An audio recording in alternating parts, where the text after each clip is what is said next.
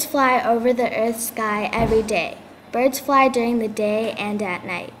Most people don't know that some birds are nocturnal. Birds use the stars and the moon to navigate where they are going. We use street lights to navigate where we are going. Most street lights attract insects. Most insects die after hanging around light. They die because the light either blinds them or they burn to death.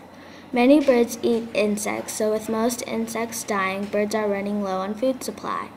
This problem is called light pollution. Light pollution affects birds every night.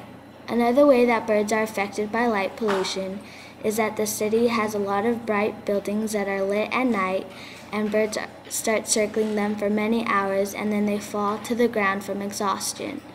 Birds are also attracted to the brightly lit buildings and then they fly straight into them, crash, and die.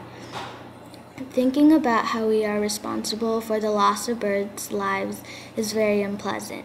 According to the Fatal Light Awareness Program, the FLAP, 100 million birds lose their lives to light pollution. There has been 2 major incidents due to light pollution. In a span of 2 nights in 1954, 50,000 birds died at Warner Robins Air Force Base, Georgia, when they followed the light straight into the ground.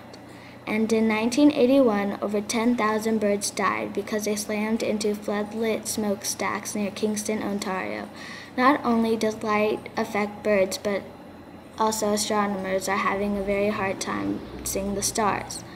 Some ways to help birds stay alive is to turn off your lights when they are not needed and share this information with other people you may know. I personally went a whole week by turning off my lights when they were not needed, and I saved 19 hours of energy, and I usually use 47 hours of energy every week.